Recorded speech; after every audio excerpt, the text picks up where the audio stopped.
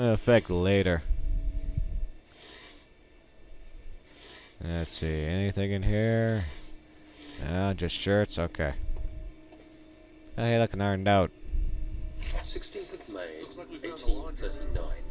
The Mm-hmm. unflinching African sun has continued to plague our expedition, making it impossible to dig until dusk. How Professor Herbert managed to find the location in these vast plains of nothingness remains a mystery to me. When I asked him about the tomb again, he told me about the legend of Tin Hanan, the mother of us all. An interesting story in its own right, but I can't help feeling there's more. Later that evening, we uncovered a passage beneath the dunes leading to a sand-covered stone structure.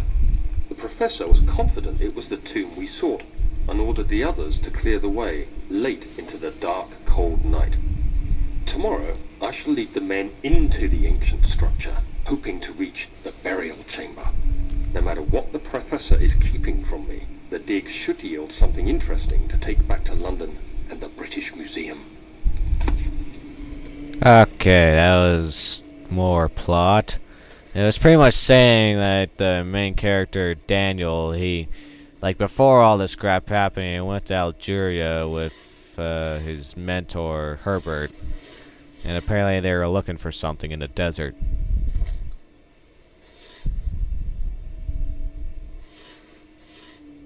And then we start ransacking the place because why not? Well, yeah, that's just, standard video game actions. When in doubt, ransack everything. It's like in Skyrim. Don't have enough money? Take everything in one guy's house and sell it. Oh, dude, I had so much fun just stealing stuff in that game. Oh yeah, dude. I actually haven't played Skyrim yet. I've been wanting to wait a few months just to let the mods really start developing and spending, and then I can download all sorts of mods. Do that. Yeah. That's understandable. If I could get Skyrim for PC, that'd be kind of one of the things I'd do. I just mod everything in the game. Yeah, because I remember when I first played both Morrowind and Oblivion, I didn't really enjoy the base game, but when I was able to play them with mods, it became a lot better, especially Oblivion. I'm stuck with the console version, so I can't do that. Yeah, you could mod PS3 and Xbox 360 games, but it's a lot of trouble to go through. I don't even know how you would, anyways. Well, you download them onto a computer, you put them on a USB, you transfer the USB to said system, and then go from there. Assuming, of course, the mod is made to be compatible with the PS3 version to begin with, which isn't always a guarantee. Mm-hmm. Because there's going to be coding differences, Oh yeah. engine differences, other things. Much of the castle is old and hasn't been tended to for centuries. When the shadow arrives, it won't take long until things start falling apart.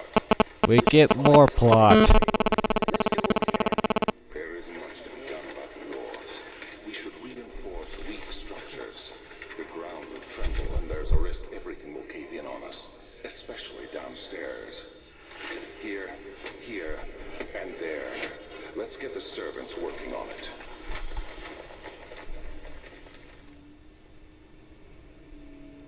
Okay, that was another random flashback.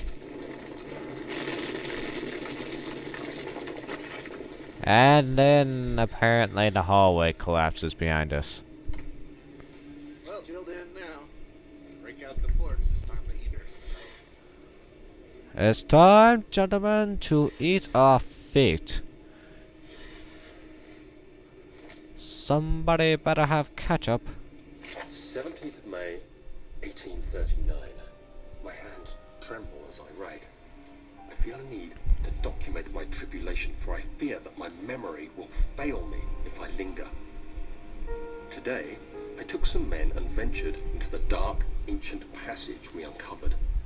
Our torches burned faintly in the murky air as we slowly made our way underground.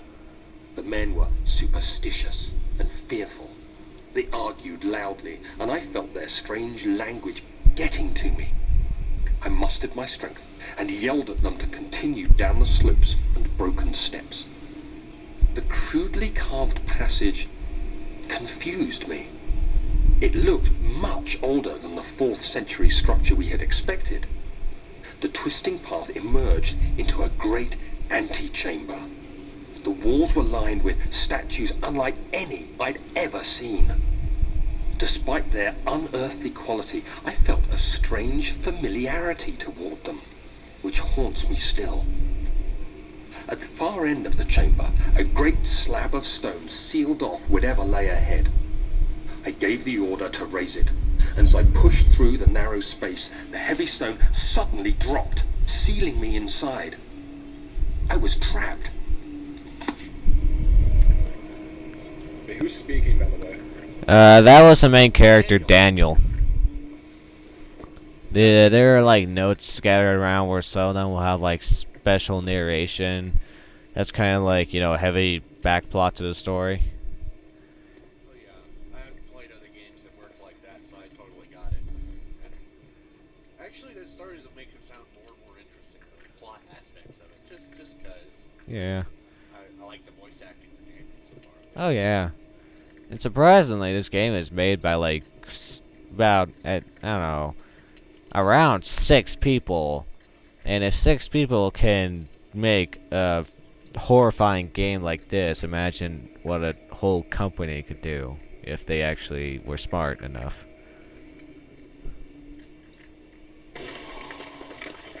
And when in doubt, just break the wall.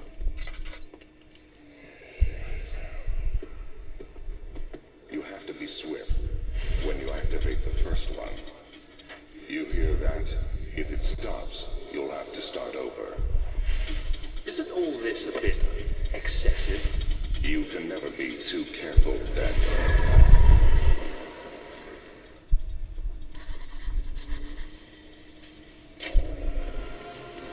It's an easy puzzle, that's all.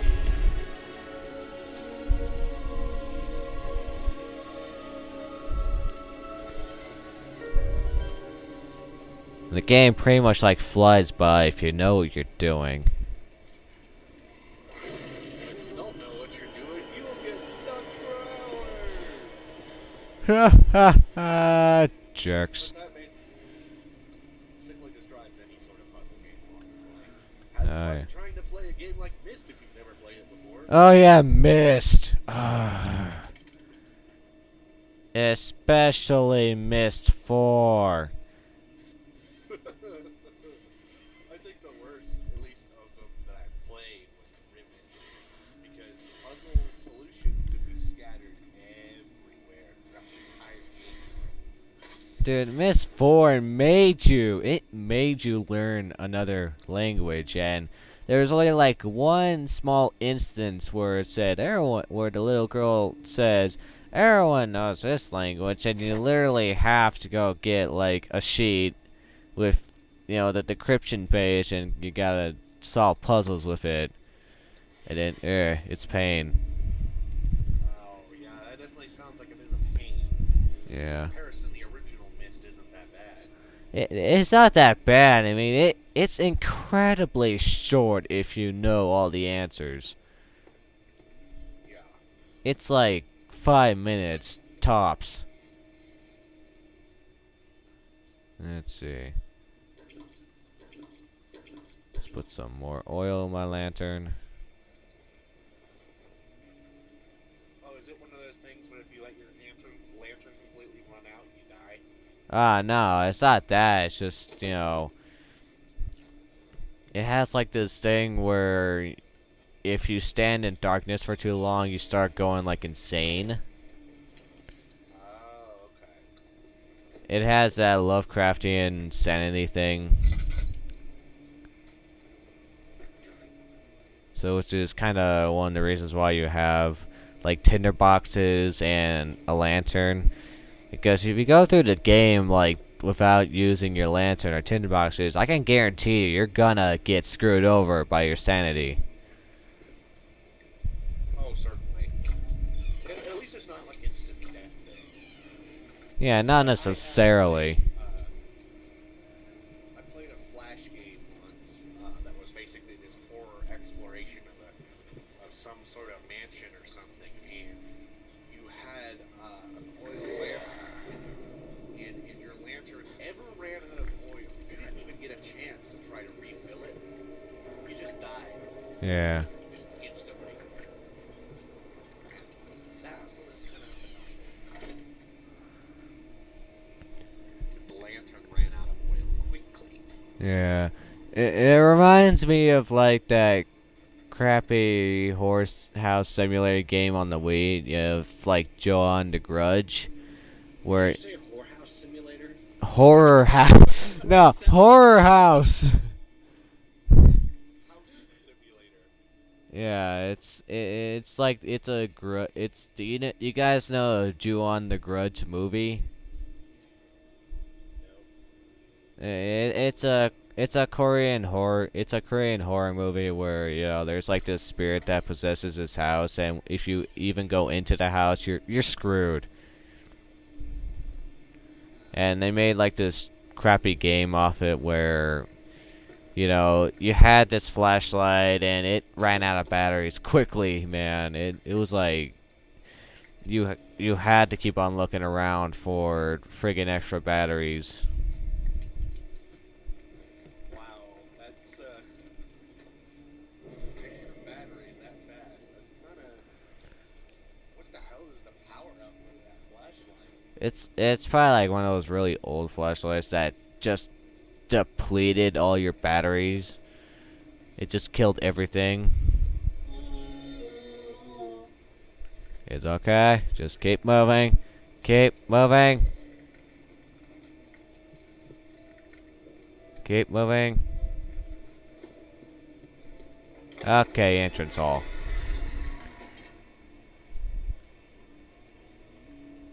There was a monster inside the room I was just in, but you can only actually ever get to him if you actually literally like ran up to him. As soon as you heard him, you have to literally run up to him and actually touch him in order to get him to notice you.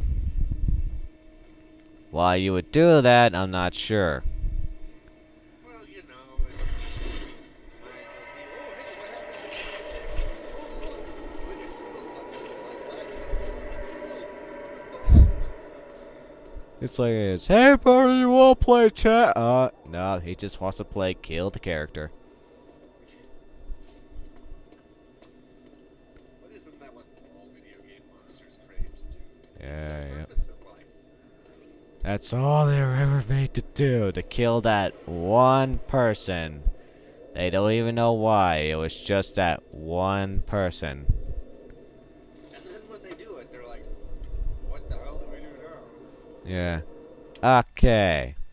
I'm gonna stop the recording here because I've been recording for a while and it actually does take up quite a chunk of space on my computer.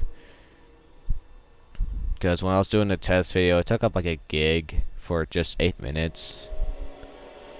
And I'm not. That happens sometimes. Yeah. Unless you compress the video or the video software compresses it for you, you're going to have that issue. Yeah, I think I should have it to where it's actually compressed. So let's see.